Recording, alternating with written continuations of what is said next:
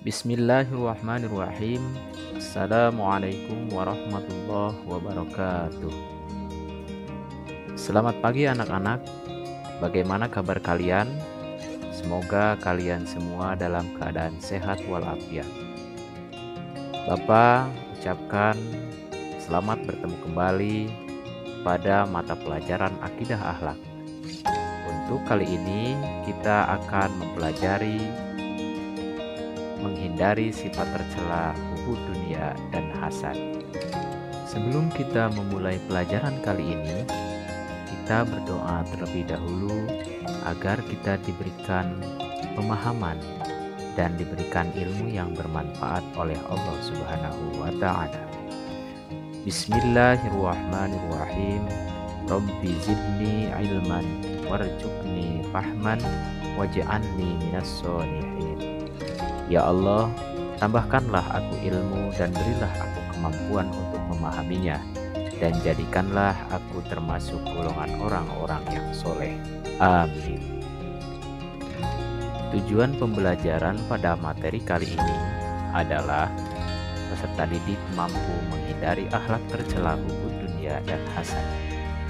Adapun kriteria ketercapaian tujuan pembelajarannya, yang pertama, peserta didik mampu meyakini sifat hubud dunia dan hasad adalah larangan agama Islam. Yang kedua, peserta didik mampu menganalisis makna, penyebab, dampak negatif, dan cara menghindari dari sifat tercela hubud dunia dan hasad. Agar anak-anak paham apa yang akan dibahas pada materi hari ini, perhatikan peta konsep berikut. Yang akan dibahas pada kali ini adalah sifat tercela hubud dunia dan hasad. Untuk ujub sombong dan ria akan dibahas pada materi berikutnya. Baiklah anak-anak, sebelum kita membahas tentang sifat tercela hubud dunia dan hasad, silahkan perhatikan gambar berikut. Silakan oleh anak-anak semua diamati gambar tersebut, kemudian buatlah komentar dan nanti kalian masukkan ke dalam LKPD. Selanjutnya, kita akan membahas dalil nakli tentang hubud dunia. Hubud dunia merupakan akhlak tercela yang harus dihindari, sebagaimana firman Allah, A'udzubillahi minasyaitonirrajim. Bismillahirrahmanirrahim. I'lamu annamal hayatud dunya la'ibun wa lahun wa zinatun wa tafakhurun bainakum wa takasurun fil amwali wal aulad. Yang artinya, ketahuilah bahwa sesungguhnya kehidupan dunia ini hanyalah permainan dan suatu yang melalaikan, perhiasan dan bermegah-megah antara kamu serta berbangga-banggaan tentang banyaknya harta dan anak. QS Al-Hadid surat ke-57 ayat ke-20. Apa pengertian hubud dunia? Hubud dunia adalah cinta dunia yang berlebihan. Hubud dunia adalah sumber kehancuran umat. Penyakit ini sangat berbahaya karena dapat melemahkan dan mengurangi keimanan seseorang.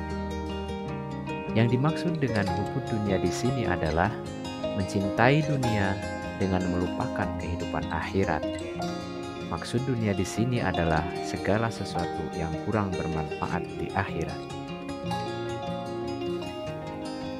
Adapun penyebab hubud dunia diantaranya adalah yang pertama, menganggap dunia sebagai tujuan utama, bukan sebagai sarana mencapai kehidupan akhirat.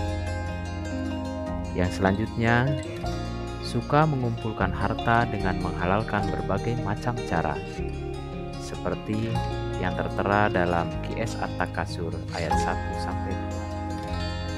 Yang ketiga, kikir terhadap harta, tidak rela hartanya terlepas dari dirinya. Yang keempat, serakah dan rakus serta tamak, selalu ingin mengumpulkan harta walaupun sudah memiliki. Dan yang kelima, tidak mau mensyukuri nikmat Allah. Selanjutnya, dampak negatif daripada hubud dunia adalah ketika seorang muslim sudah menjadikan dunia ini sebagai tujuan utamanya, maka itu alamat dia telah terjebak dalam hubud dunia. Padahal dalam prinsip akidah, dunia ini bukan tujuan, melainkan hanya alat untuk mencapai kebahagiaan di akhirat kelak. Dampak negatif yang pertama adalah cinta dunia akan membuat mereka lupa kepada Allah. Yang kedua, mereka yang begitu mencintai dunia akan mudah tergoyah imannya. Yang ketiga, sebagai sumber penyakit, cinta dunia sering mengakibatkan seseorang cinta terhadap hartanya. Dan di dalam harta terdapat banyak penyakit, antara lain tamak, rakus, pamer, dengki, dan lain-lain. Yang keempat, menghalalkan segala cara demi memperoleh kesenangan dunianya. Dan dampak yang kelima, membuat seseorang tidak melakukan sesuatu yang bermanfaat baginya di akhirat.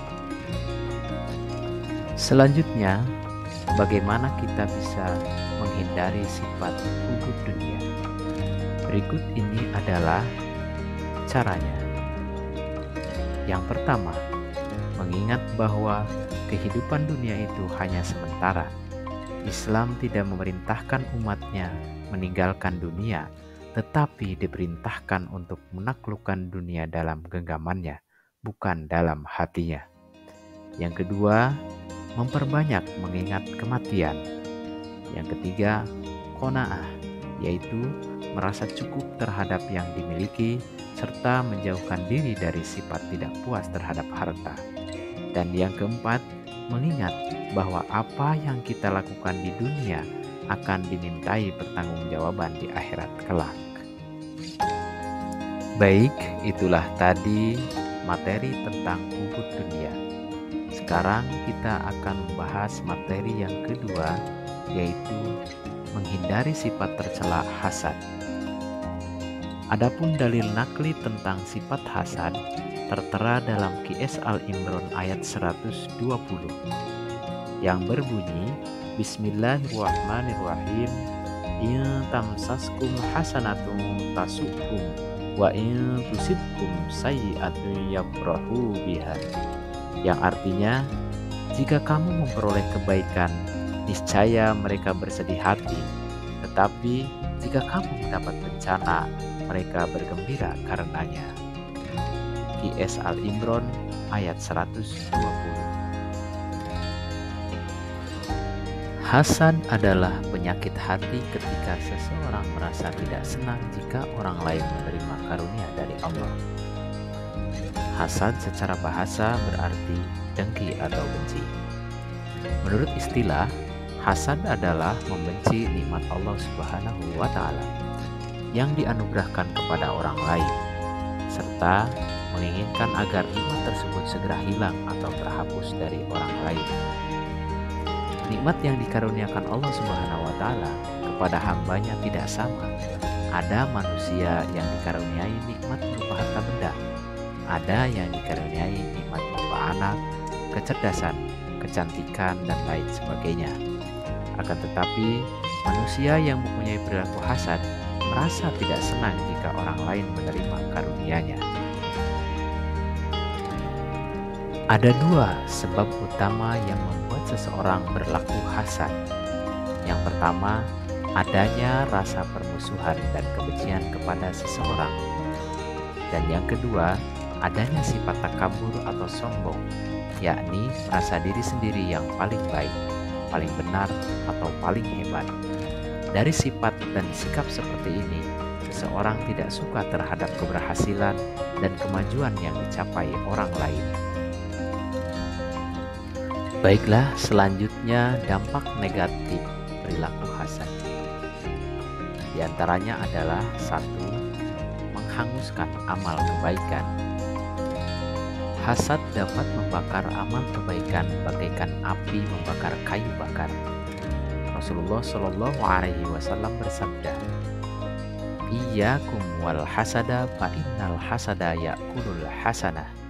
kama ta'kulun narul hatab, yang artinya jauhilah olehmu sifat dengki, karena sesungguhnya sifat dengki itu memakan kebaikan seperti api memakan kayu bakar. Hadis riwayat Ahmad. Semua amal baik membutuhkan perjuangan keras. Sangat disayangkan bila amal baik itu hanya lenyap dalam sekejap oleh perilaku hasad.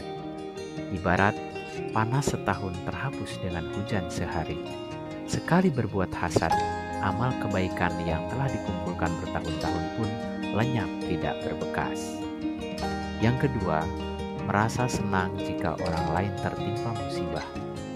Yang ketiga, memutuskan tali silaturahmi. Yang keempat, hilangnya ketenangan dan kebahagiaan.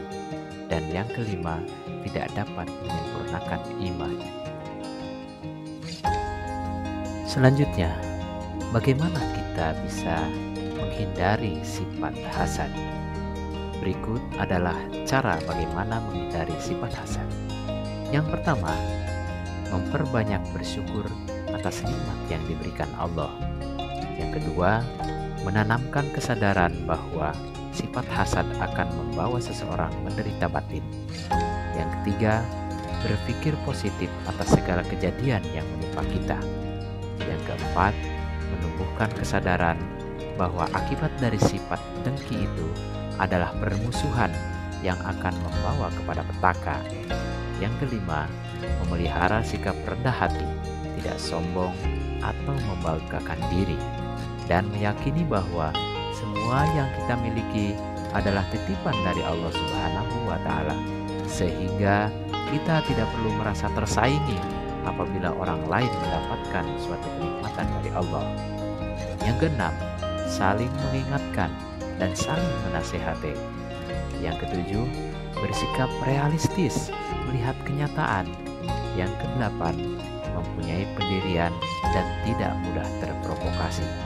Dan yang kesembilan, senantiasa ingat pada Allah dan meminta perlindungan kepadanya agar terhindar dari sifat hasad. Baik, itulah tadi materi tentang menghindari sifat tercela hubud dunia dan hasad. Pada pertemuan berikutnya, kita akan membahas menghindari sifat tercela ujub, sombong, dan ria. Oleh karena itu, untuk pertemuan kali ini, kita tutup dengan bersama-sama membaca doa penutup. Bismillahirrahmanirrahim. Subhanakallahumma wa bihamdika asyhadu alla ilaha illa anta astaghfiruka wa atubu ilaik. Semoga pertemuan pada kali ini kita diberi pemahaman dan diberikan oleh Allah Subhanahu wa Ta'ala ilmu yang bermanfaat. Demikianlah, kurang lebihnya mohon maaf. Wallahul muwaffiq ila aqwamit thoriq. Assalamualaikum warahmatullahi wabarakatuh.